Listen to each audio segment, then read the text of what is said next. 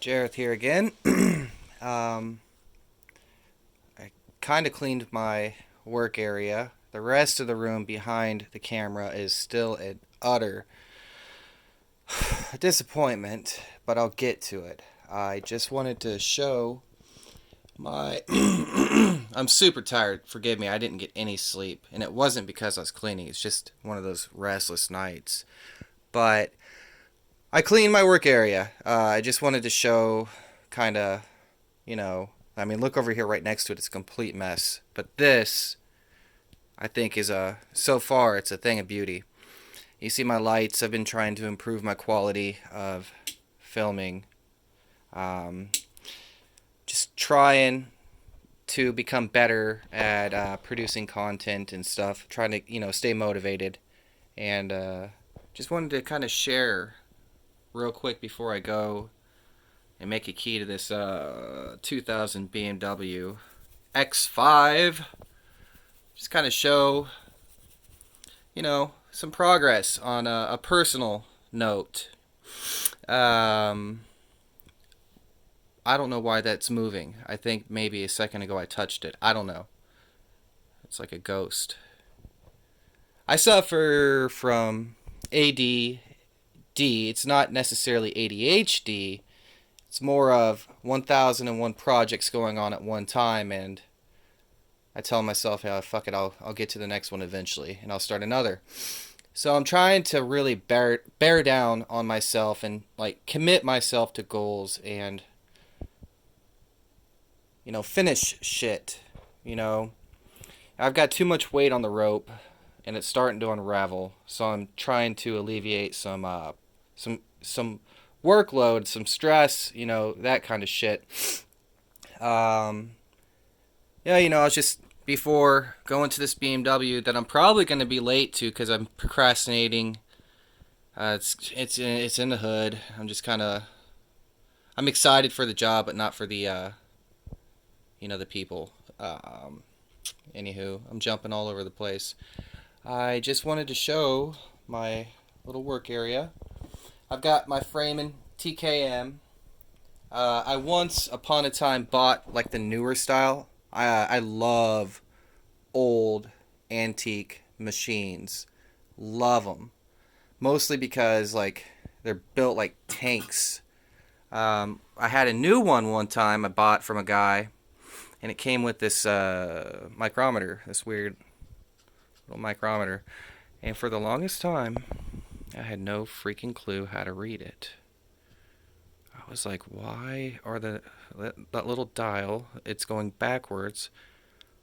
While, it just really confused me. I finally figured it out.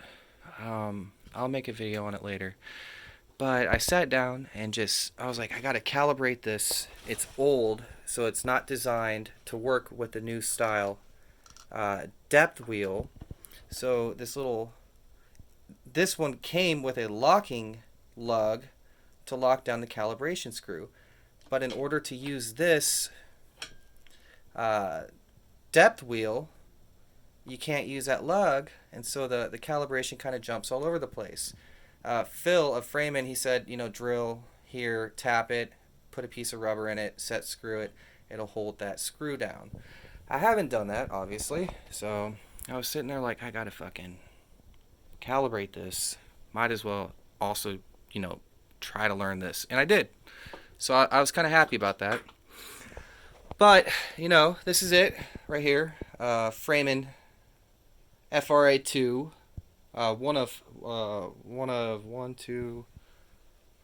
Three minimum I have. Maybe there's a fourth one hiding in my room somewhere.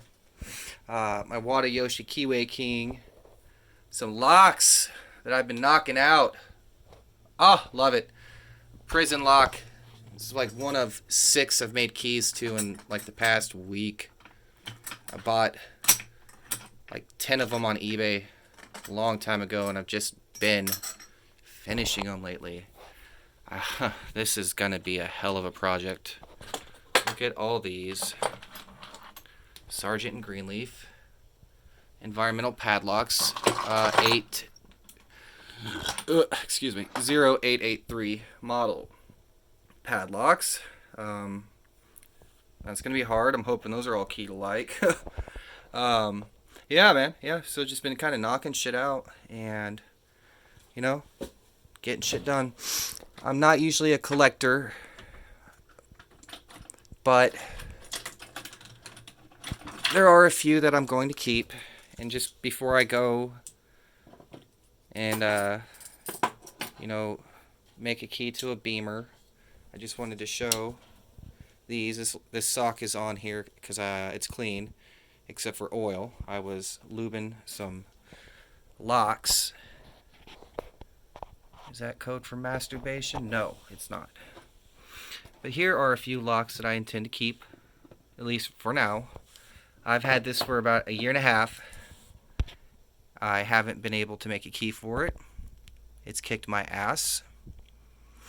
I don't know how to impression lever locks, but I'm trying to learn. Here's the evidence. Son of a bitch. I have marred my body in the attempt of victory. I got this yesterday. Kicked my ass. It's a Yale duplex bicentric lever lock, lever padlock. I've had many pin tumblers. In fact, one of the first pin tumbler locks that I impressioned successfully was a Yale bicentric padlock. It was a Butte, and I didn't want to, take down the roll pins. This is not it. I'm just showing that this is a bicentric pin tumbler lock. But I didn't want to take out the roll pins or rivets, and impressioned it successfully, both sides. This is a special padlock. It's a... Oh, shit. It slips me. Some kind of hardware code. Because there's an H. There's an N. I think it's like Northern Hardware or something like that. See the C and the O. I actually got this on my first trip down to South Carolina, where I met one of my best friends. Shout out Stephen Masters. His buddy, Randy Everett, had some guy just donate a box of padlocks that his dad had in the garage. And being my padlock history and, training, they wanted me to go through them and see if I found anything cool. I'm an honest guy. Pulled that out. Actually, Stephen found it the night before. I was telling him about a Freemason story padlock I had bought for $90 shipped. I made a crude key. Like, I stuck a pick into the keyhole and it opened, and I was like, okay, easy enough. Made a crude key that opened it, and I sold it on eBay for $1,750. So I was telling him about this stuff, showing him some pictures, and then lo and behold, the next day we're going through the box, and he pulled it out before I even saw it, and he's like, hey, look at this. And I turn around and look at him, and he's just kind of like, look at this. I was like, oh my god, what are the odds? So, I gave $300 for it because I felt that was fair, and I actually only had like $200, and Steven paid $100 and then wouldn't accept my money afterwards because he said, bro, I have money, but it's friends that I want. And I was like, melt my heart, why don't you? And so, this is going to probably stay with me for life because it's a token of my friendship with him. Kind of, symbolic to me. Really, really awesome. And it is an authentic. I think it's probably from the 1890s, 1910, sometime around there. Over 100 years old. I'll set this phone down for a second real quick. Rambling.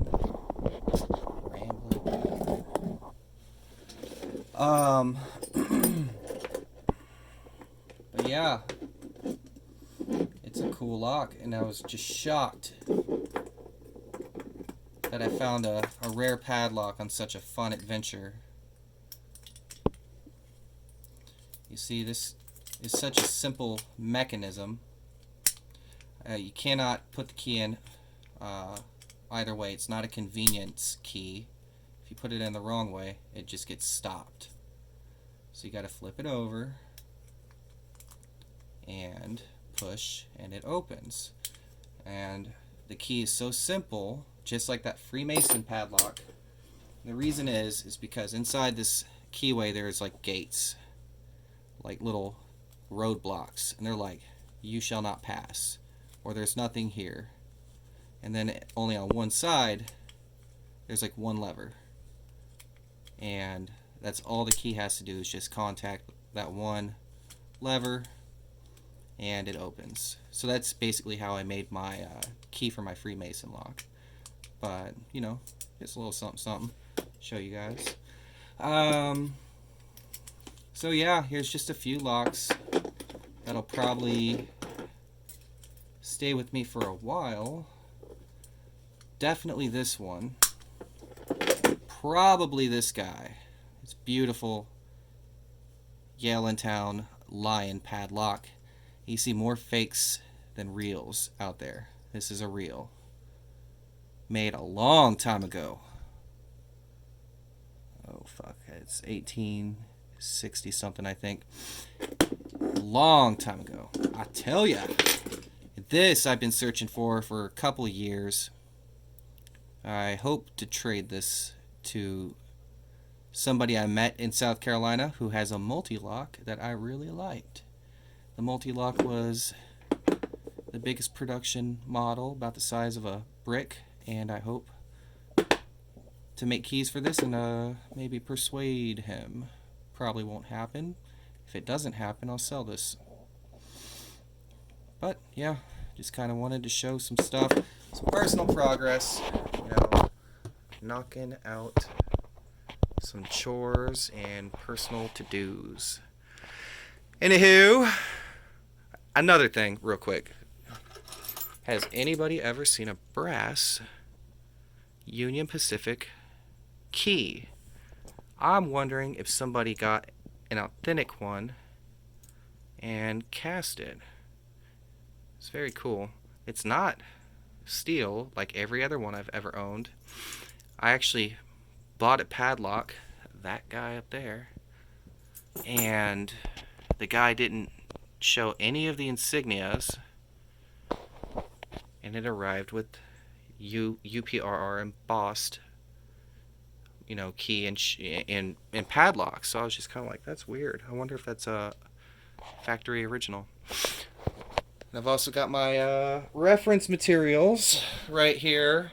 A couple binders that I put together with info that I find important.